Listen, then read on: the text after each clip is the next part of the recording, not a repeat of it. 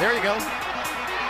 4-punch, 5-punch, 6-punch combination. Body shot, bang, bang, bang, bang. Telling him not to counterpunch. Boom! Will Rackman get up? Reloading.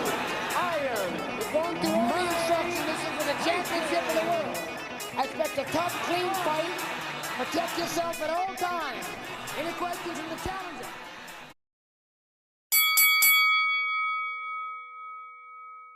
Welcome back, fight fans, to the first podcast episode for 2025. I'm your host, Jeff Foose, for the Fight City podcast, the official podcast for thefightcity.com. Today, I'm joined by Kevin Foose as we discuss the exhilarating matchup we just saw this past weekend. David Benavidez decisioning David Morrell. Kevin, how are you? I'm doing great. Thanks for having me back on the show. Well, like I already said, we're here to discuss, the main event and some of the undercard for David Morrell versus David Benavidez. Fight obviously took place February 1st, 2025 at the T-Mobile Arena in Las Vegas. This unification bout was for the interim WBC and the WBA regular light heavyweight titles, and then a potential shot at undisputed gold against Artur Beterbiev or Dmitry Bivol, depending who wins the matchup in Saudi Arabia. Two very, very good boxers putting their undefeated records on the line. Benavidez came in at 29-0, and Morrell 11-0. Benavidez had 24 KO, so an 82% knockout rate versus Morrell's more technical southpaw style, but he also has an 81% KO rate. The judges scored it 115 to 111, 115 to 111, and then 118 to 108 in David Benavidez's favor. It was a back and forth battle, both fighters having their moments throughout the 12 rounds. I am kind of glad that it went the full 12. I think many people were possibly thinking that Morrell might have bit off a little bit more than he could chew, but clearly this guy can take a punch. But then it also raises up the question of how well has David Benavidez's power transferred from the 168 division up to the light heavyweight division. Enough of me talking, I suppose. Kevin, what did you think David Benavidez did well against David Morrell? Like he said in the post-fight conference interview, he said that he wanted to redeem himself after his last fight at light heavyweight against Vosdik. But then again, he listed how he was injured with his hands, so he couldn't really deliver any devastating blows. I think he looked a lot better. His conditioning looked much better. You could still tell he was a little winded. I mean, in the championship rounds, if I had to go 12 rounds or if anybody had to, obviously you could tell you're going to gas out eventually. And as him only being at his second fight at light heavyweight, I think he showed a lot of improvement. The whole fight, I don't think I really saw him back up once against Morrell. Every round, he threw a blistering amount of combinations. And I just wanted to pinpoint on his accuracy for how he throws. It doesn't matter if he's thrown to the head, to the body, or a combination of both. Wherever he lands, even if it's an awkward punch, it just looks devastating. And I want to give a shout out to Morrell for being able to handle 12 rounds of that blistering punishment that he was given. I think he held his own. Hopefully he bounced back from this fight. But for Benavidez, he looked great. I know everyone talked about how Morrell might have better footwork than him, his Cuban style, but it obviously showed that Benavidez was the winner of that bout as well, cutting him off, limiting him, keeping him on the ropes. You could tell Morrell was a little uncomfortable with that. And if you compare their punch stats, Benavidez demonstrated superior accuracy. He landed 40.5% of his punches compared to Morrell's only 27.5. So that's highly impressive, especially going 12 rounds. If you look at their defense, I think Morrell kind of I don't want to say he crapped the bed on it, but sometimes you need to employ a high guard. There were times where he kept his hands low, and I don't understand why he was doing that, because it's like Benavidez's hands were like a magnet to his head at that point, because he would just get hit, try to shrug it off, but I could tell it was wearing him down. And going back to their endurance and conditioning, like you said, bravo to both of them going 12 rounds. It was a great fight. I loved it. It was great. It was a lot better than Benavidez's fight against Vosdik, even though I'm a huge Vosdik's fan, and I thought Vosdik had more conditioning for that fight. But this was worth the pay-per-view, I think.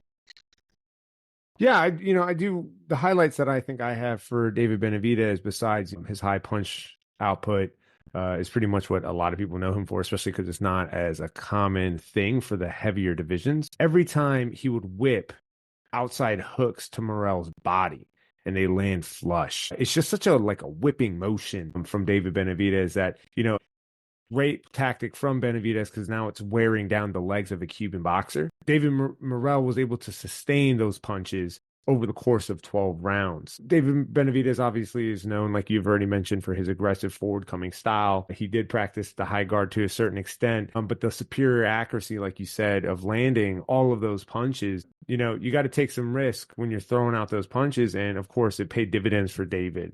What do you think about Morrell, though? He had his moments. I don't want to say that Benavidez didn't earn the unanimous decision. I believe only 2 judges gave him 2 rounds of all 12. But he did have his moments in there. He did score. I mean, there was a rule to knockdown in the 11th round, and before that, I think in the 3rd or 4th round, you could tell he clipped Benavidez. Not that Benavidez's fault. It was just mid combination, and Benavidez weathered that storm. You could tell his knees buckled a little bit. But all he did was just smile, and then he just kept putting the pressure on. And I think that kind of took Morrell's confidence away a little bit. He had a lot of good effective counterpunching. Usually what was, I got to take one to give one, and that showed that it worked. The only thing that probably hurt him was that he just didn't have enough power behind it to keep Benavidez at bay. But, that happens. Especially, I believe, correct me if I'm wrong, this is his first fight at light heavyweight, and it only being his 12th fight, this is very highly impressive. He did again he did score knockdown in the 11th round with the judge from his angle, it looked like a knockdown, but everyone said that, he just tripped over his foot and he blocked the punch, but regardless. But then it did kind of suck that he did get a point deducted after hitting after the bell. Morrell went all 12 rounds. It shows that he has the level to be a world champion in these championship rounds. And throughout the fight, he did have moments of landing great hooks to the body and to the head. The only thing is he probably should have targeted the body more. That's the only probably thing that he should have done. But even if he did that, I don't know if it would have stopped Benavidez because he's, again, the Mexican monster. Yeah, no, I agree with you. I think Morrell, he did say in the post-fight conference that he probably should have stuck to punching to the body more. At some point, it looked like he was kind of headhunting. But of course, I believe this is the biggest stage for Morrell. At this point, right, David Benavidez, he's been a household name. He's an A-side for a reason. But I did want to correct you a little bit there. This isn't David Morrell's first fight at light heavyweight. He fought the previous bout against, I'm going to butcher his name, unfortunately, Radavoje Kaladzic, to what got him the WBA regular title. To get this fight. He won that fight before this one. I mean, he won in a good fashion. So yeah, it's natural for sometimes some fights to get overlooked. So it's okay. Morrell, though, I think the Cuban style did get worn down, obviously, because his legs were taken out from all the body punishment that he was suffering from Benavidez. But I don't know. I guess there was a little bit of a controversy with this bout. Yeah, thinking of mostly Morrell. It's funny because Morrell is such a quiet guy, but Morrell's manager is not. I do remember there was a little bit of a kerfuffle, if you will, at the pre-fight conference at one point, and then again at the post-fight conference, David Benavidez and Morrell are exchanging pleasantries, expressing hey, it was an honor to fight you. David Benavidez even gave Morrell's belt back at the post-conference, and then he was having a verbal exchange with David Morrell's manager. Kevin, did you have any thoughts on that? Yeah, I remember somebody from the press asked him the exchange that they said, and Benavidez said he didn't want to go into it because he didn't want to. I believe he didn't want to put that manager's dirty laundry out there, just because he did mention I know what he does with his business dealings and all that matter. I mean, sometimes you need that in this business, especially for somebody like Morrell. He doesn't have that attitude where he talked the talk, did he not, when he was building up this fight with Benavidez? But at the end of the day, like they said, after going 12 rounds with somebody that you're supposed to hate, it's kind of easy just to let that go to the wayside already. I mean, we saw Caleb Plant at the fight, and even Benavidez and him dapped up, and he was just I'm pretty sure I heard you yelling instructions to me during the fight, and I believe Caleb Plant was yeah, we're friends now, I can do that. But yeah, sometimes you need somebody like Morrell's manager to be the guy that's going to talk for you because of his low key character. But I didn't really understand even at the pre-fight I understand, but at the post-fight interview, I really don't understand the animosity still. I mean, I probably can see it because from the business aspect, your fighter just lost. That means like that's probably some money off your side of the table. If there was maybe a clause in there that, if he does upset you, we're going to get a bonus or something. But at the end of the day, the fight was had. Your man just took the L, and he was gracious in defeat. I just kind of wish that you'd see the manager take that L as well, graciously, but sometimes you just can't change that.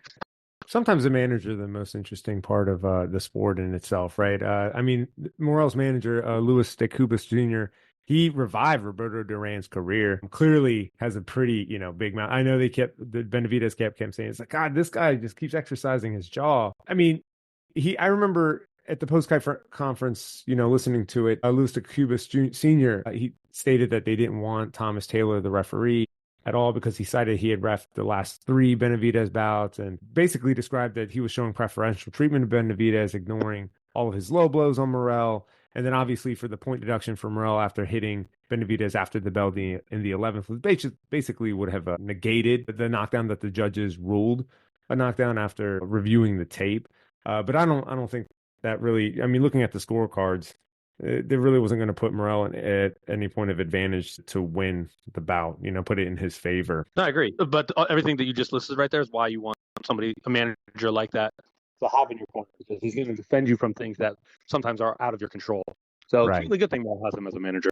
Yeah, no, it's good because Morrell seems like a very soft-spoken guy. I mean, he was gutted in the post-fight conference. You could tell he was like, "Gosh, I have," and he's doing the job of the athlete of like, "I will attend the post-fight conference." I'm here. He shook hands with Benavidez. Benavidez kind of funny. He's like telling Morrell's crew like, "Yo, you got to get your man, dude, because like I'm about to hit him." I mean, overall though, the fight I think was super competitive. I really enjoyed it. I think Morrell is going to bounce back from this. Like, no worries about that. Like, he went toe-to-toe, 12 rounds with Benavidez. I just don't know. Like, I think he's going to be okay career-wise. The overall combined punches thrown were over 1,000. To me, that's just insane considering this is a light heavyweight, interim title bout. But moving towards Benavidez, Kevin, we already know now, as confirmed this morning, Benavidez is kind of being set up by Turkish Al-Sheikh to be the mandatory on the WBC side, at least as well, for the winner of Beterbiev and Bivol in their rematch coming up on February 22nd. You got thoughts on that? Because I think the Canelo ship is kind of sailed now at this point. So, yeah, don't quote me on the source, but I remember reading somewhere where Crawford said Benavidez is what Canelo should have been. Basically, not trying to, dip out on his like mandatories. Like he's Benavidez is showing the caliber of being a real champion. Like he'll face anybody. Like, did he have to take the Morrell fight? No, but he's like, hey, this kid's good. I want to show how great I am. I'll take any challenger. So for Benavidez now to be the lineup to the next fight for the winner of the Bivol versus Beterbiev fight, I love his style. But if you ask me right now, if he had to face either Bivol or Beterbiev, I'm going to say he's going to lose to either one of them. Bivol's, I think, just still too slick. Combination punches. Like, he just does everything correctly down to the basics. And then when you go to Beterbiev, we saw what Beterbiev does in the ring. And for Benavidez, for his third fight to be at this weight class against both of them, I just think that'd be a little more, he'd chew off than, what's the saying? He's taking more than he can chew. Yeah, right? bite off. Mm-hmm. Yeah, bite off more than he can chew. I love his style and everything, but I think he just needs maybe 1 or 2 more fights. But heck, if he's like, hey, line me up, I'm all for it. I love when champions or contenders like this are just like, I want it all. So I love that. So I mean, he's a contender at 175. I mean, the guy's definitely a champion, I guess I want to see Benavidez give it a little bit more time, but Bivol and Beterbiev, specifically Beterbiev, they're getting much older. And so the clock really is ticking. So it's just kind of like down to the wire, especially for Beterbiev. Like, they're on the back end of, Beterbiev's definitely on the back end of 30. So I do remember listening to one of the sparring partners, Lionel Thompson. He sparred with both Beterbiev and Benavidez, and definitely favored Beterbiev, specifically citing his strength and his power, just because like Beterbiev just genuinely has like next otherworldly power for anyone. And kudos again to Bivol for being able to withstand the onslaught. And I'm excited for that matchup regardless. Like I said, it's an exciting match. Unfortunately, I think the Canelo ship has sailed. Maybe it hasn't, though. We'll see. Boxing is a really weird sport. But moving on to some of the undercard, let's start off with very, very action-packed, reminding us of Barrera Morales one bout. Isaac Cruz versus Angel Fierro. Possibly fight of the year contender, too. 1,400 punches were thrown. But Cruz did win a unanimous decision after this thrilling 10-round war. Kevin, what are your thoughts? Oh, yeah, that's definitely worthy of being a fight of the year contender already just in the month of February 2025. They said that there was 1,400 punches thrown, and I was just like, dude, it looked like 2,000 at one point. I give credit to the judges. I don't understand how sometimes they can. Some of these rounds I didn't really get, like, man, who won that round? If it was me, if I was judging, I'd be like, oh, 10-10, 10-10, 10-10. Just, it looked like a draw. Cruz, he's just always explosive. He's a fan favorite. If I was a main card fighter, I'd want him on my undercard. He would just help rock the house. He landed over 50% of his shots in the first round, and including a career best of 39 power shots. The Ferrero, he struck back with a powerful right hook to Cruz's temple, leading to a wild final minute where both the fighters exchanged huge blows. Like, it resembled the Barrera versus Morales first fight. You had Cruz rock Ferrero in the 6th round. I think there's only a minute left, and then again, it's like every time one of these guys got hit with a clean shot, they're just like, yeah, everything out the window. We're just going to stand in the middle. We're just going to go blow for blow. It definitely reminds you, if you ever watch that show, it's on Netflix now, a great boxing anime called Ipo. That's what this is what this fight kind of reminded me of. I'm like, man, it's just like a cartoon right now. They're just going blow for blow against each other. Especially, and then there was a 10th round where, again, it's like when the 10-second bell hit, they just went blow for blow again. So I definitely agree. It's a fight of the year contender. I don't know how you're going to top this one, but there's still 9 more months of the year, or 11 more months of the year. Yeah, Cruz landed 248 of 624 total punches with a 40% connect rate overall, and then Fierro landed it considerably a little bit less. So he's been on the zone cards before, and so some people have but stated like he more so overwhelms his opponents.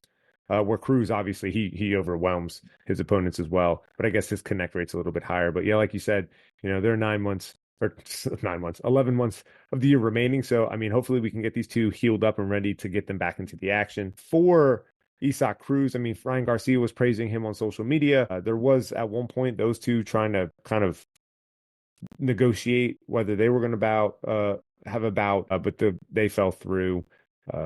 Cruz was citing pressure to sign quickly and like insufficient prep time. So that might be a potential fight, which definitely garner support from Mexicans and Mexican-American fans. Cruz might get a Gervonta Davis rematch. I'm not entirely sure about that, but that could be a high-profile bout if Gervonta Davis, he calls the shots now for his career. So that's a possibility. Maybe a few other potential bouts, I guess, for Cruz could include Regis Prograis, but I know he has a fight coming up. Obviously, Shakur Stevenson, just due to the weight division, Subriel Matias, and then maybe Teofimo Lopez is another possibility, depending on, I guess, wherever Lopez is, or Keyshawn Davis. But I don't think that would be a good bout for Cruz, considering Keyshawn Davis, just similar to that of Gervonta Davis, right? They're just too sharp of boxers against a guy, even though he's skilled against Cruz. But then again, I don't know. I like Cruz's style. He is a fan favorite, like you said. If any of us were on a pro card and we're that headliner, have Cruz on, because he's going to draw attention just because he is so action-packed. But moving forward, pushing onto the next bout, the Stephen Fulton versus Brandon Figueroa 2 rematch. Stephen Fulton defeated Brandon Figueroa by unanimous decision in their highly anticipated rematch. The judges scored the bout 116-112, 116-112, and 117-111 in favor of Stephen Fulton, who reclaimed the WBC featherweight title with his jeans shorts and boxing shoe Timberlands. He had a very interesting outfit choice that everyone was commenting on social media. That's that Philly outfit, dude. Stephen Fulton's for the streets, but The rematch was the stark contrast to the first encounter in November 2021, which was considered one of the best fights of that year. In their initial bout, Fulton won by a majority decision in a high-action fight that saw nearly 2,000 punches thrown. However, last night's fight was a little bit more of a tactical and measured affair. Fulton's victory marks his second world championship in a different weight class, solidifying his status as a top-tier boxer. This win is particularly significant for Fulton as it comes after his loss to Naoya Inoue, the monster, in July of 2023, where he did lose his WBO and WBC junior featherweight titles. Kevin, how did this result of Stephen Fulton compare to their first fight? Oh, it was kind of night and day. I know their first fight was definitely a lot more. It was a closer decision, and some believe that Figueroa won that fight. So it was nice for them to have their rematch. And for the doubters of Fulton, he just touched them with this significant win. I mean, he was everything looks smooth, and it's probably from his fight with Inoue and I believe the last fight, the fight before this one, that helped him fine tune those tools that he has, his footwork, his movement, the sharp counters that you usually see him throw, his superior defense to nullify Figueroa's pressure and outbox him at range. Throughout the fight, you saw Fulton demonstrate superior ring generalship and his counterpunching ability. He was effective in neutralizing Figueroa's pressure tactics, and he outworked him literally 11 of the 12 rounds. Fulton utilized his jab perfectly, and the sharp counters were key to the success of this bout. And, the percentage-wise, he landed 32 of his punches compared to Figueroa's 22%. That, in part, with Fulton capitalizing off Figueroa's lower punch output at this new weight class, and that might have been being at this new weight class might have helped Fulton or just hurt Figueroa. Pending. I don't know them personally, and I haven't talked to him, so I don't know. But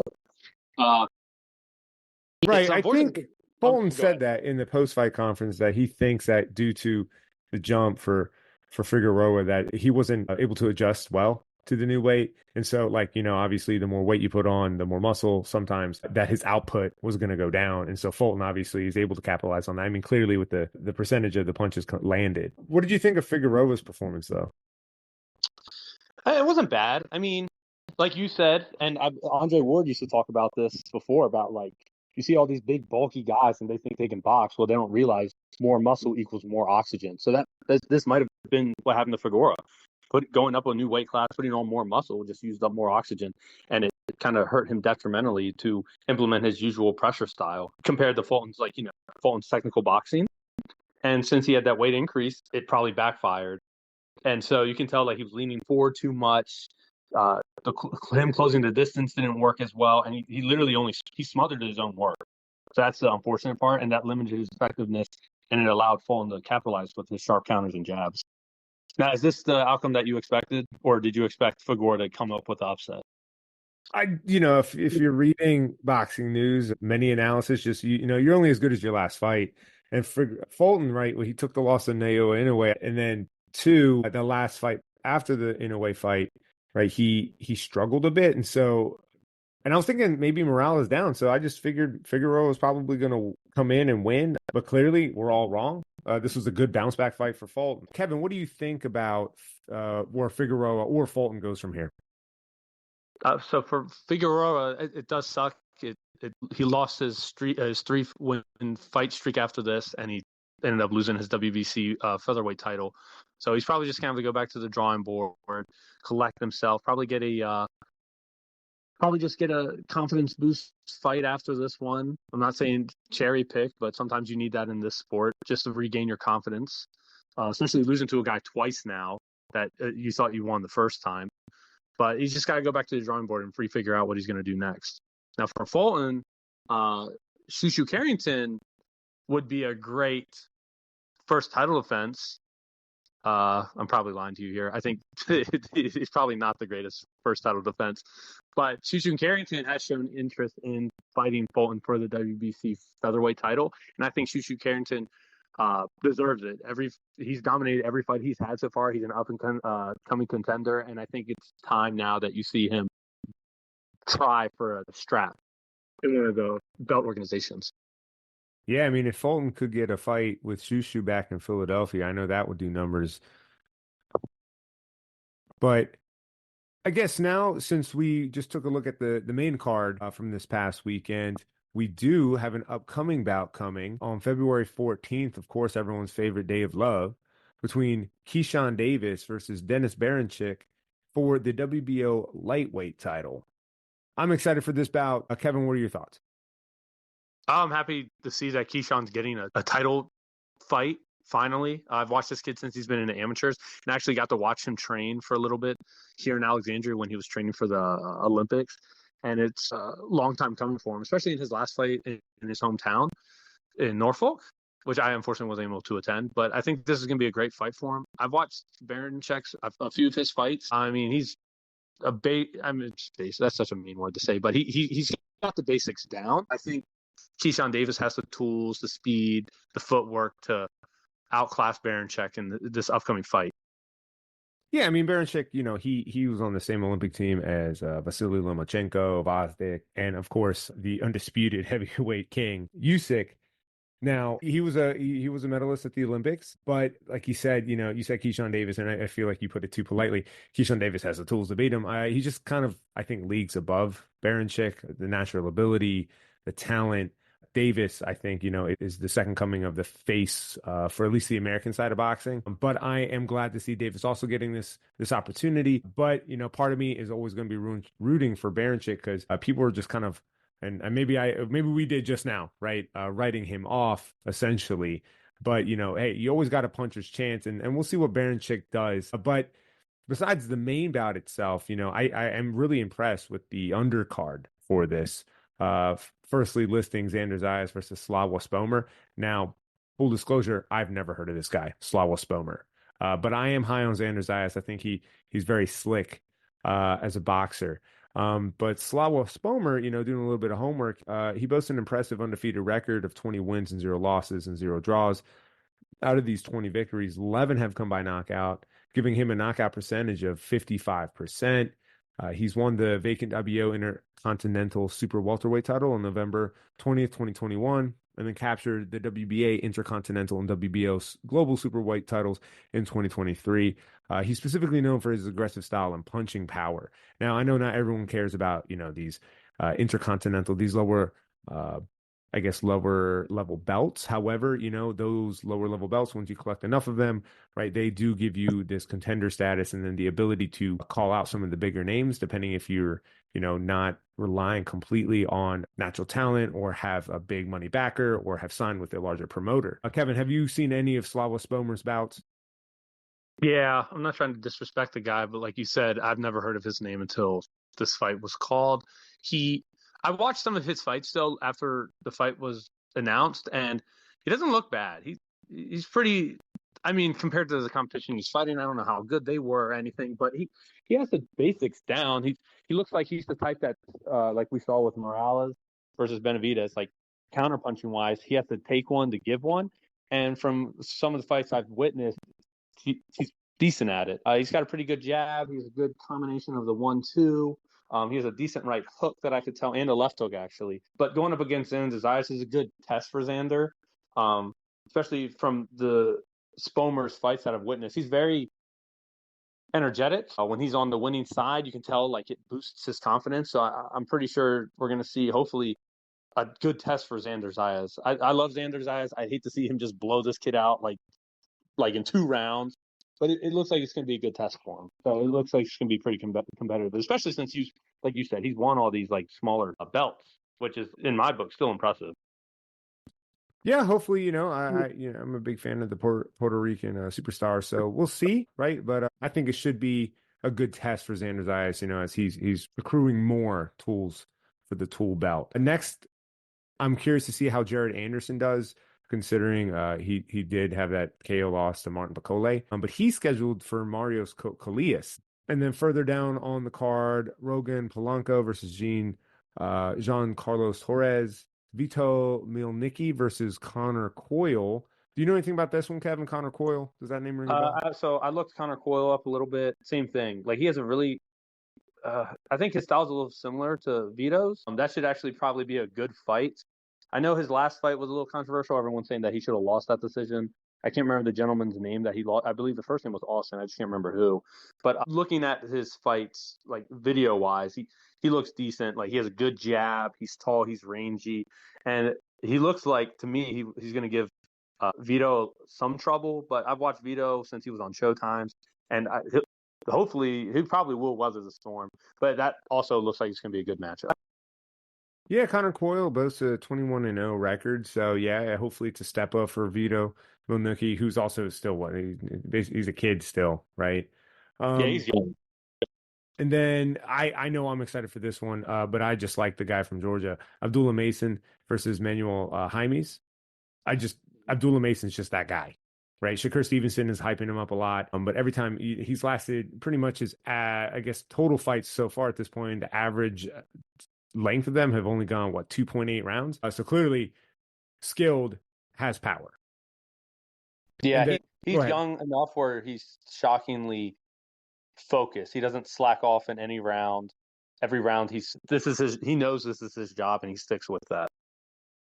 And then, of course, we got Delonte Johnson versus Keyshawn Toller, and then Nico Ali Walsh. And as the last I had seen, his opponent still to be announced. Super excited for this card. I think it's good. We have clearly our A side, sponsored by Top Rank. You have your Jared Anderson, Abdullah Mason, Vito, Malnicki Jr., Xander Zayas, and of course, Keyshawn Davis. But it's a pretty good card. It's going to be shown on ESPN. If you ain't got a date on Valentine's Day, you got something to watch. And then, of course, a Beater Biev versus Bivol rematch on February 22nd with Turki Al-Sheikh on Riyadh season will take place. And that has a completely stacked undercard. Pretty much every bout is for a world title. Mr. Turki Al-Sheikh, he just acquired the Ring magazine.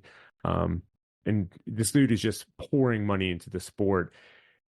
And so I don't know if it's good for boxing. I think maybe personally it is. Maybe you have a different opinion, Kevin, or other people have different opinions, but that card is completely stacked. So we definitely have more content coming in this up and coming 2025 season. I think we're off to a good start here with the Benavidez Morrell bouts. That's all we have for you guys today. Thanks so much for listening, and thank you so much, Kevin, for joining me. Thanks for having me again. Hey everyone, it's Jeff here. If you like today's episode, don't forget to hit the subscribe button and check out all of our other content on thefightcity.com. The website link can be found in our show notes. Till next time.